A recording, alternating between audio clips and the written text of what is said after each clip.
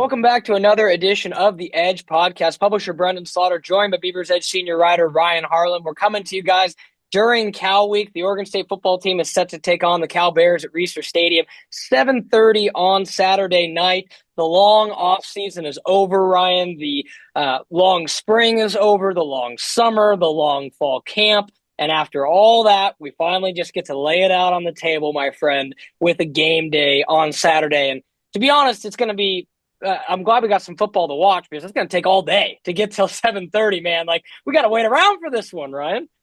Oh, I know.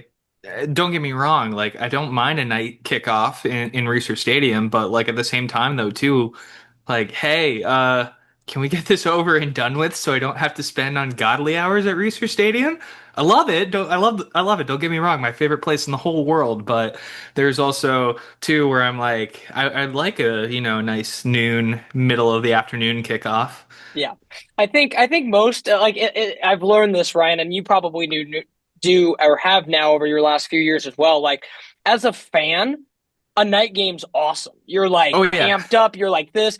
But as a reporter, and I told this to my dad not too long. I'm like, as a reporter, I think 12:30 is my favorite kickoff because I get everything done. I'm home by the evening, so it's like Oh, almost absolutely. rooting for us a little bit too. But all jokes Yeah. aside, any Beaver Won't footballs. someone think of the reporters?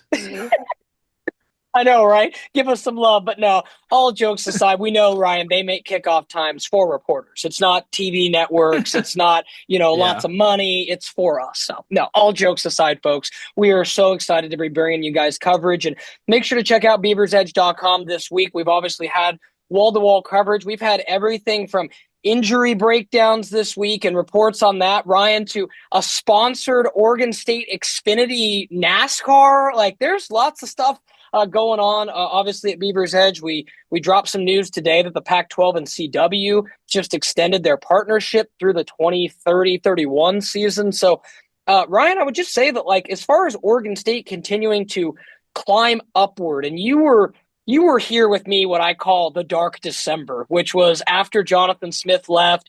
The Pac-12 was very much, the future very much in doubt, all those things.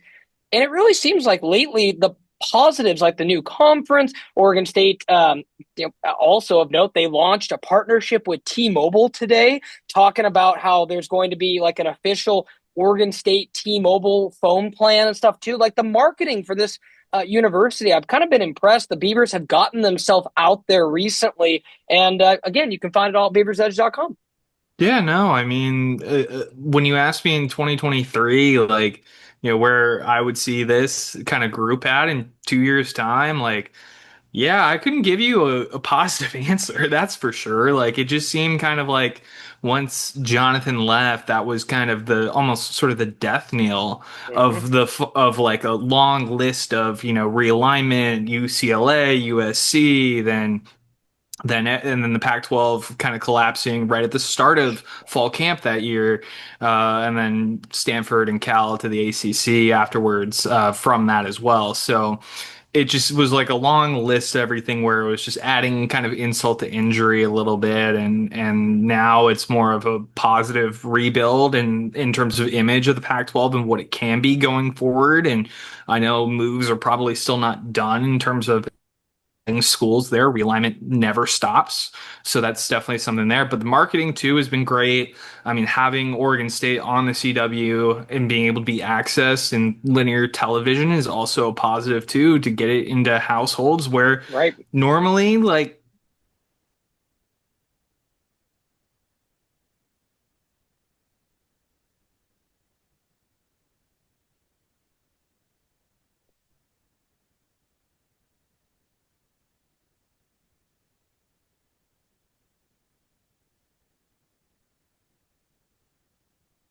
for this group kind of going forward. And, in terms of now having a coach where I think once Bray got hired, you could feel immediate the energy of okay, this is our guy. We're gonna, rally behind him, and players have done that, and they're ready to do that again this year. Absolutely. And again, just previewing Oregon State versus Cal. Again, you can check out all the latest at BeaversEdge.com. And we'll kind of be breaking into this game just kind of coming up.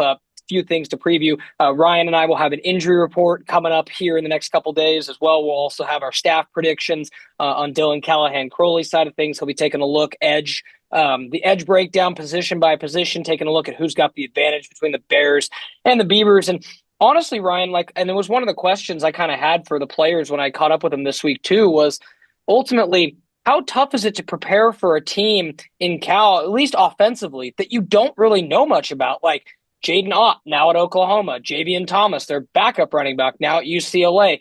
Tron Grizzle's back at wide receiver. I think Beaver fans remember him having a big game last year, but obviously a new quarterback. And here it goes, Ryan. I think I'm going to try the pronunciation here. I've got it listed out. So Jaron is easy, but then last name Sagapolutele. So when you break, I don't know how to say it fast. Don't ask me to, folks. At Reser Stadium, I think Ryan and I are going to be referring to him as Jaron on Saturday night. I need a pronunciation guide from Cal, in their game notes, because it's the same thing with DJ Uiagalelei. Like as soon as I got the pronunciation of DJ's last name down, I studied it like multiple times, just saying it over and over and over again. So I need a pronunciation guide. Yeah, no, and that's actually where I grabbed this one from, Ryan. I got it this morning when I was building our closer look at Cal piece. I read it probably 5 to 10 times, and it still doesn't come naturally off my tongue. So it's just naturally a tough pronunciation, man. I definitely envy or don't envy Oregon State's PA announcer if he's out there scrambling on Saturday night, Ryan, because that's going to be a mouthful. He's got a big last name. It's kind of like Tua Tagovailoa. It's got that Hawaiian kind of aspect into it where some syllables are silent and whatnot. But it's a tough last name, I'll say right off the bat.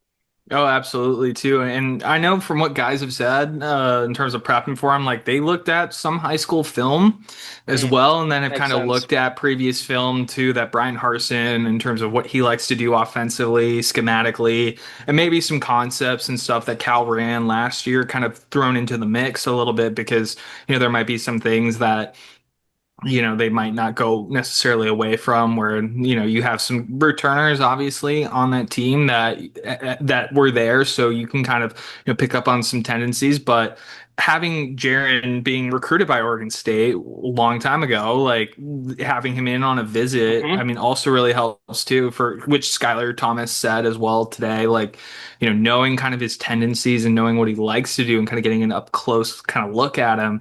That kind of really also helps us in terms of prepping for him, because when you don't have any film on a team and what they're going to do offensively this year with a new offensive coordinator, and from a coordinator that hasn't coached in over a year, that's a really big challenge to prep for. But I think it's a lot of just concepts and what they're going to try to do to attack Oregon State on defense. Yeah, and you made a great point there too, Ryan. I think it's one of the more underrated things that nobody's talking about with the Cal Bears. And I've followed Justin Wilcox being with the Cal Bears since he got hired many years ago, and I've always been particularly impressed with his defense. But for years, Ryan, I'm like, this guy has been an offensive coordinator away, and he's tried everything. He's tried Bo Baldwin. He tried I forget his name from a couple of years back. And then, he spent a season with them before he got hired somewhere else. It's just always been a rotating door at offensive coordinator for Cal. Then they go hire Brian Harsin, who, again, those of us on the West Coast only know good things about Brian Harsin.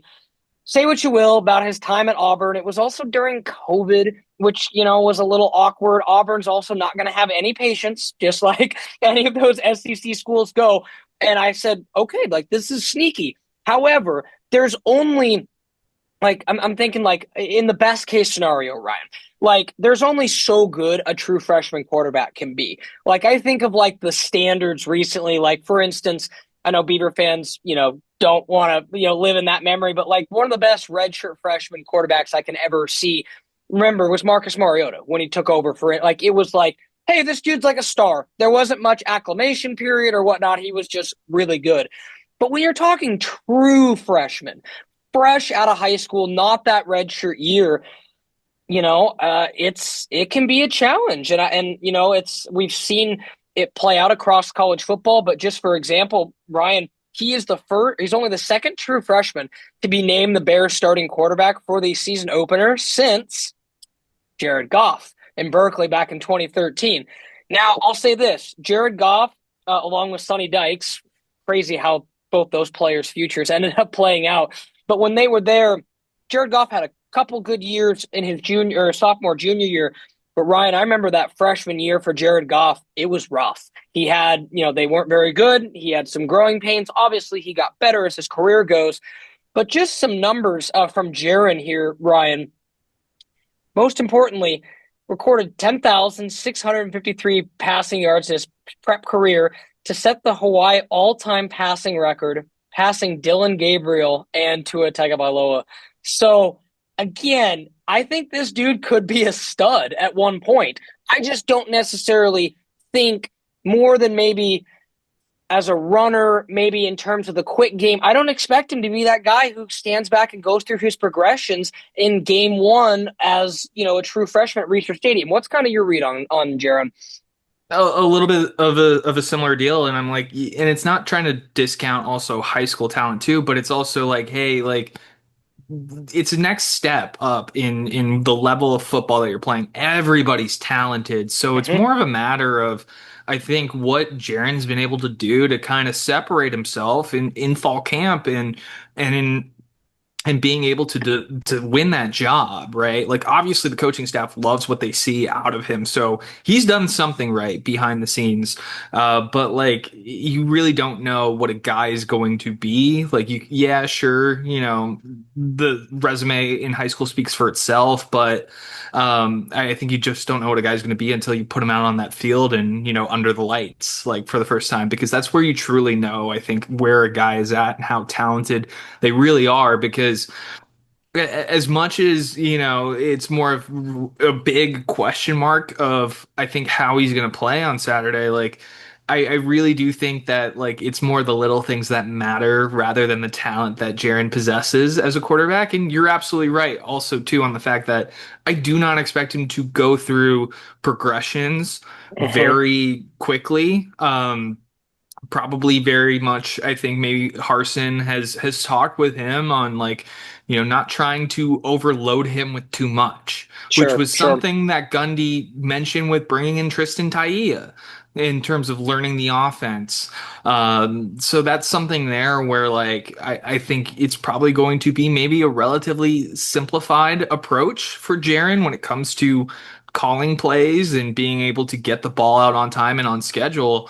But also, like, like we saw with Jabari a year ago, where it's not necessarily standing back in the pocket. It's like, okay, if things break down, I'm gonna go make a play with my legs. So that's just something where I think it's just comfortability, experience, being able to have a quarterback be able to take serious reps like that in a game to get more comfortable with being able to go through progressions and not immediately deciding to make a play with his legs just because a play breaks down.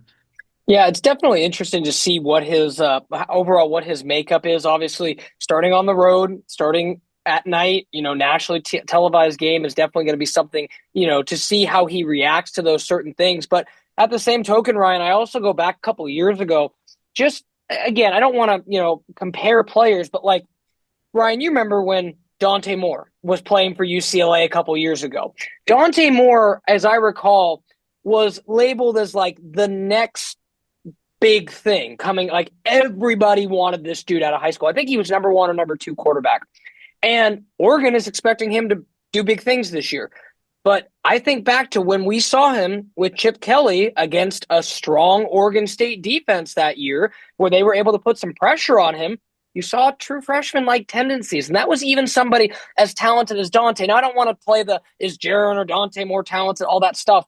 But I think even when you're like, that was the peak for like a true freshman, where it's like, hey, this kid we think is really, really good.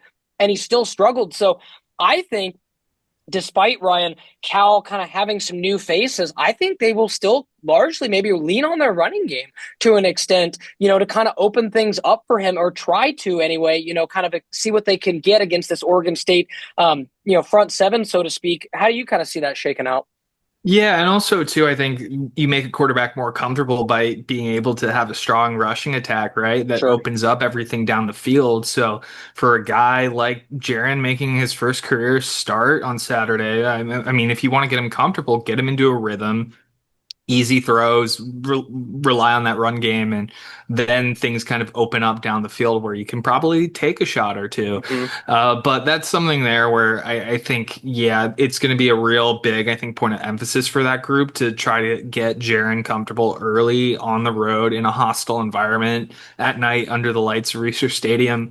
And yeah, you mentioned Dante Moore as well. Like that was something there where I think, yeah, that goes back to my point of talent and resume only gets you so far. Like Sure. everybody at this level is talented, so it's like, okay, how can you separate yourself to be able to you know cement yourself as the guy? Like I'm sure it's not doubting at any stretch of the means, but it's really that's the way I look at it because sure, rankings and resume that you did in high school, how talented you are, how highly recruited you were coming out of high school, sure, that's all fine, but like at this level, nobody cares. Like It's and true. what you've done, and Ryan Gunderson's also said that about past quarterbacks that have come through his rooms too. So that's Right. something where I think this is going to be a real big, I think, litmus test to see what Cal has in him. Pretty much is what I think it's going to be to try to get him comfortable early. Switching to the other side of the ball, and obviously Cal's defense is going to be where their strength is in this game, Ryan. And obviously, there's a lot of questions on offense. Like I mentioned, Cal's got true freshman quarterback, a group of running backs that are largely unproven in a Cal uniform. Outside of Tron Grizzle, several receivers that are unproven in the Cal uniform. Same with tight ends. Offensive line, some experience, but still, their offense has more question marks. Defensively, that's where Justin Wilcox makes his bread, and that's where Justin Wilcox hangs his hat for sure, Ryan. It's all going to start in the middle with their standout linebacker, Cade Ulave. He is a really good linebacker. He's one of their captains for the upcoming season. He had 71 tackles, 3 tackles for loss, an interception in 9 games played last year. It's going to be interesting to kind of see ultimately how successful the Beavers are getting their own ground game going against that front seven for Cal, Ryan, because if there's one area of Cal's defense that I've been impressed with just in research, it's been that defensive line group, which I have the number right in front of me. They return, let's see, they start the season with 14 defensive linemen, Ryan, including 10 returnees. So that's a pretty good rotation. And again, what we talked about earlier, going up against that new look Oregon State offensive line. How much time can they give Maalik Murphy? Like who ultimately wins that battle on that side of the ball? I think is going to be huge, Ryan.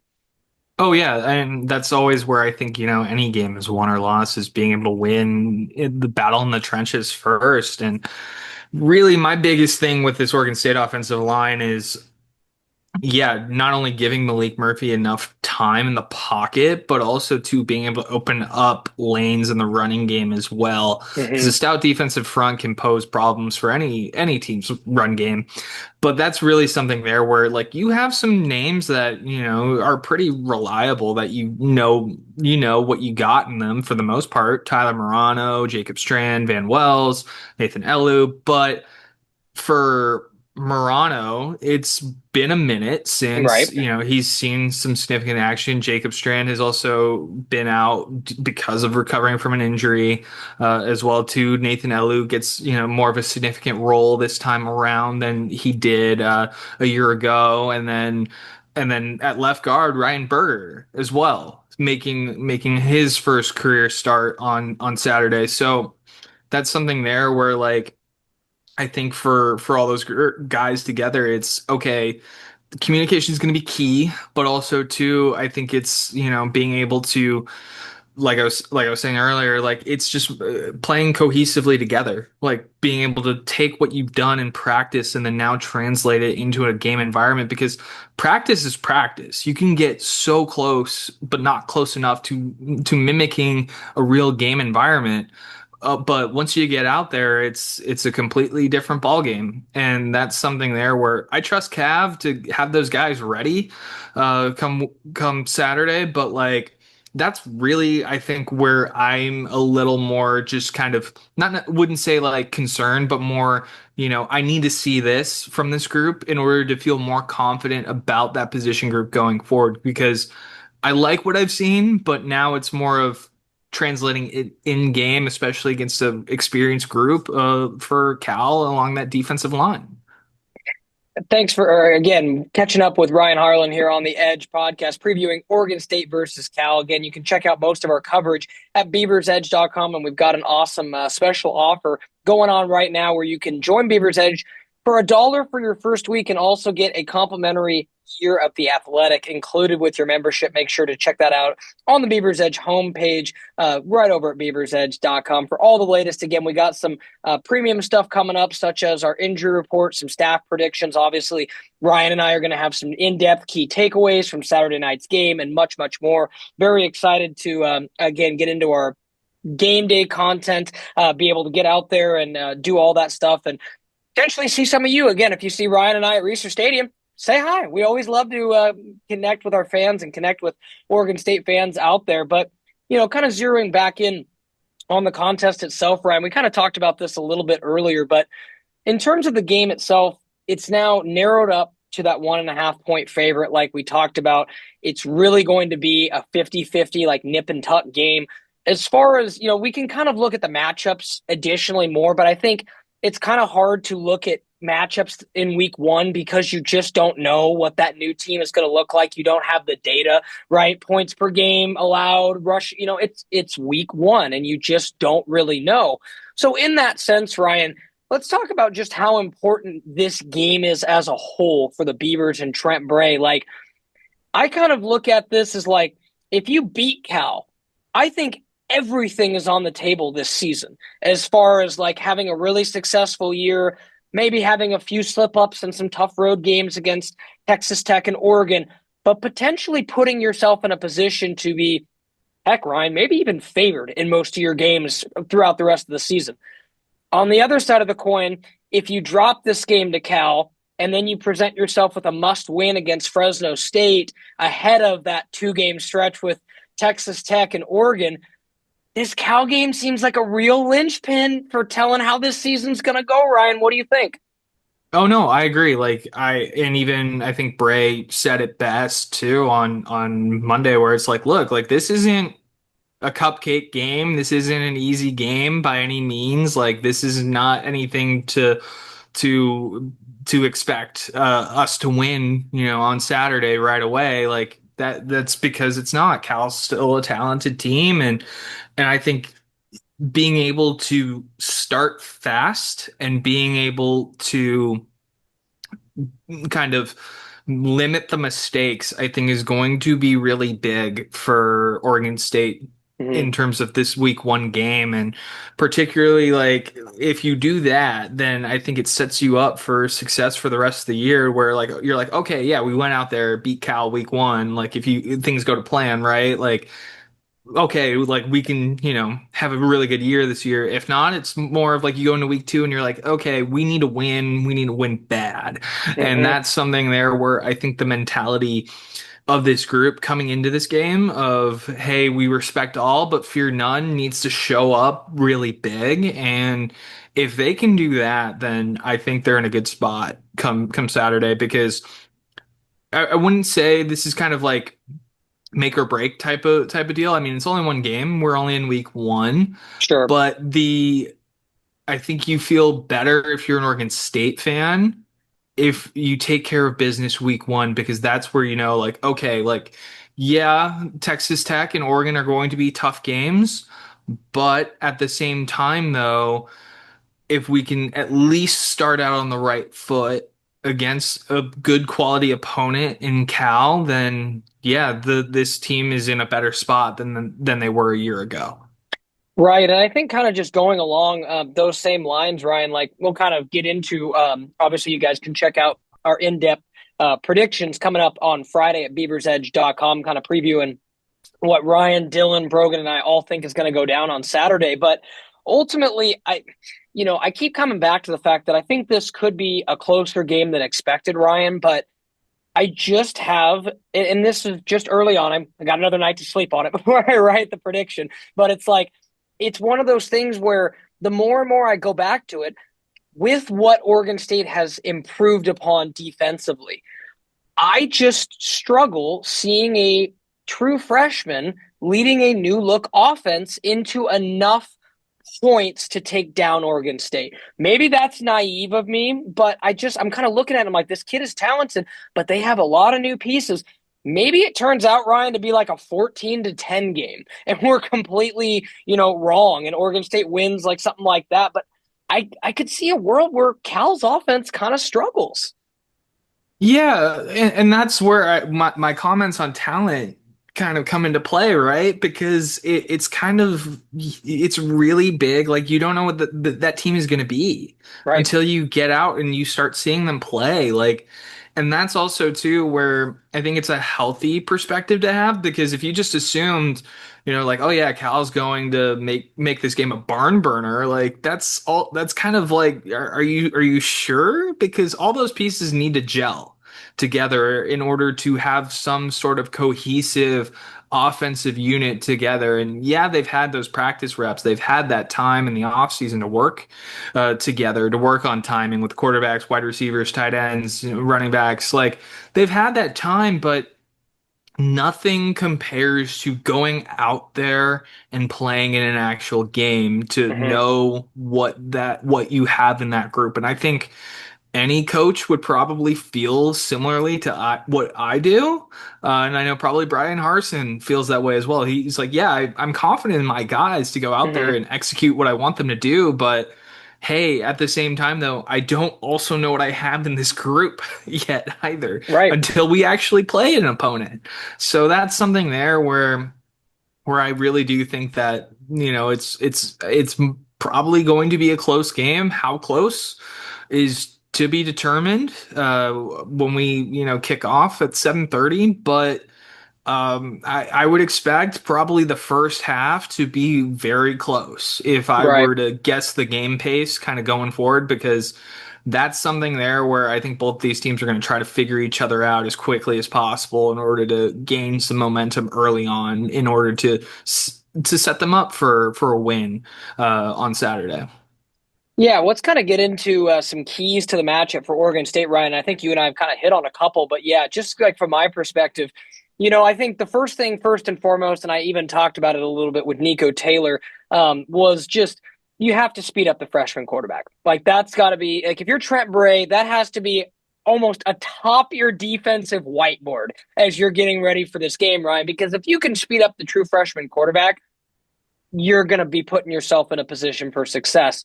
Along those same lines, I think Maalik Murphy Beavers have to play turnover free football or real close to, because I think at times it could be kind of a slog against this Cal defense. You might be able to grind out some rushing yards, maybe hit the big passing play, but Ryan, Trent Walker is going to get hit with double teams, and it's going to have to be Taz Reddix, Eddie Freehoff, David Wells, or maybe Riley Williams, Bryce Caulfield, who's going to have to step up, because if there's one thing Cal circled going into this year, they're like, okay, Oregon State has Maalik Murphy, who's the one guy who had way more receiving yards than anybody else last year by like 700. And that was Trent Walker. So I think if Oregon State can spread the ball around, Maalik can go through his progressions like we talked about, that's going to be a key for their offense. And then defensively, I think you've got to get after the young quarterback, as I mentioned. So then we'll throw it in just for fun because I know Ryan will enjoy it. Nail your special teams. We'll throw that in there too. Get good Yeah. punting, good kicking. Don't have a Hawaii like fair catch against Stanford this last weekend. Like special teams is hard sometimes, Ryan. So I gotta say, nail that as well. How about you, my friend? What do you think are Oh kind yeah, of some no. keys? Special teams is important. People forget. Most important, personally, I think the most important unit on the field. But in terms of offensively, yeah, starting fast, mistake-free football, having Maalik Murphy drive the bus, be the bus driver, as Ryan Right. Gunderson likes to say. Um, just whoever steps up outside of Trent Walker at that receiver spot, whether that be Eddie, whether that be Malachi, whether that be Zach Card, whether that be David Wells, somebody needs to be that other threat in the receiver group in the Hmm. passing game. And if it has to be a committee approach, fine. But like somebody needs to be that second option for Maalik on the outside, whoever that might be. If it's Taz Reddicks in the slot, perfect. That's also great too. Like that's basically what I want to see from the receivers. And then I definitely would expect a lot of two tight end looks, having both Riley Williams and Bryce Caulfield out there. I know Riley's been kind of lined up in the hip of the tackle, while Bryce is more played outside of Riley Williams and kind of those kind of sets. But definitely something there where both are great pass catchers and Hmm. could be even more explosive in the pass game than the tight end group was a year ago. And if you're, missing a guy like Darius, like I think your next best option in the passing game is a Riley Williams or Bryce Caulfield, kind of that 1A, 1B kind of Hmm. approach to the tight end in terms of passing the ball down the field. And then, yeah, that offensive line being able to protect Maalik and being able to open up running lanes for Anthony Henderson and the rest of the backs in the backfield. Defensively, yeah, get after Jaron. That's going to be big as well too. Be aggressive early and often, and Hmm. then just playing sound coverage on the back end as well too, not giving up those big plays or anything like that. Like, and I expect this group to play that defensive mentality that Bray has, which is being aggressive. And then really the defensive line, I just want to see them get after the quarterback. Like translate, it's like the offensive Hmm. line and defensive line. I keep saying like translate what you've done in practice into the game. And then in terms of special team stuff, I just really want to see if it has to come down to a field goal, being able to have a confident, keep it Sure. Yeah. within, a certain range where you can send out Caleb Ojeda or Max Walker, whoever you trust to kick that field goal. Being able to get out there to Yeah. win you a game like that, and then yeah, solid just special teams all around, which like that's really that there. But I would say offense and defense of the lines performances, those are the two big things I'm looking for on Yeah. Saturday because yeah, practice only tells you so much. Right. It's going to be interesting because I have a lot of the same thoughts as you, and definitely concur on a lot of the same takeaways. And one thing I did want to mention is we just have a couple minutes here on the Edge podcast. Appreciate Ryan Harlan joining me. Appreciate everyone listening in. Again, you can check out all of our coverage at BeaversEdge.com. You can join Beavers Edge for $1 and get a full year of access to The Athletic. It's an awesome deal. Check it out on our homepage. But again, Ryan, the one thing that I'm curious to get your thoughts on.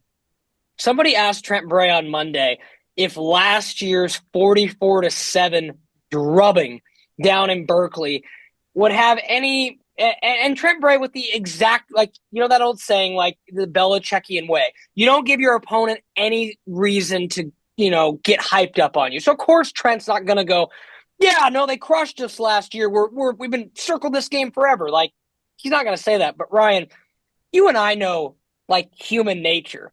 We all know that there's a pretty good group of guys, especially, on both sides of the ball, to be honest, that were on the squad down there in Berkeley last year. And I'll say this, Ryan, I don't know if that game was tougher than Air Force. I think Air Force was truly the low point last year. But that Cal game, it got over in a hurry. And I would not be surprised if some Beavers on this roster are like, and yeah, I took that personally. What do you think? I think, yeah, it's human nature, I think, for some players to probably use that as added motivation. Now, I know a lot of them will probably say, like, hey, that was last year, this is this year, this is a different team. To which that I do agree, and I do agree with Bray's comments there, Sure. which I'm like, sure, there's a little bit of that, but I'm sure probably, some guys are like, hey, like, this is our opportunity to, start fast this time around. We're playing on our home turf, and we're not going to let something like that happen Right. to us. So I think it's a little bit of that, but yeah, I know who asked that question, and when I heard that, I was like, this is a new year, new team. Like Bray's not gonna give anything right there. Like he's more of like, hey, we're excited for the challenge to play Cal week 1.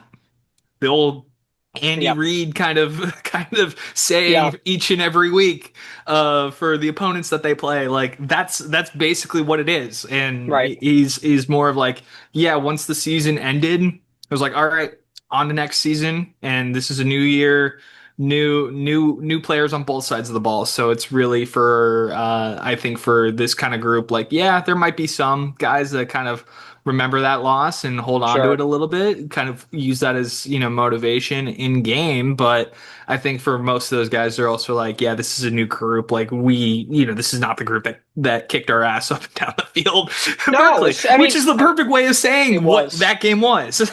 Like, I mean, Ryan, I'll never forget that cute little pitch they did to Mendoza where it was a touchdown off of like a attack. I don't even quite remember the play, but I remember like that pitch and like and you're just like, but like that whole game is Yeah. just so forgettable to me last year. So And again, that I'm play was one where I'm like, of course, this is how this game is going to go. But then again, and it did. that's football. That's Yes. football too. Like that's Yeah. also the way that I see it as well. Yeah. And sometimes, like you said, the ball just bounces funny ways. At times, you could just kind of tell it was not the Beavers' year last year on the road, especially down in Berkeley. But again, it's a new year, a new team. Cal is a very different team. Oregon State's a very different team. And to that point, Ryan, I just wanted to get that number up just to show how much different it is. Cal has 55 new faces to their roster this year, 27 new offensive players, 22 new defensive players, and 6 new specialists. So to say Cal is quite different from last year is an understatement. I think that's just now college football. Teams are never going to be the same over 2, 3, 4 year stretches like we saw.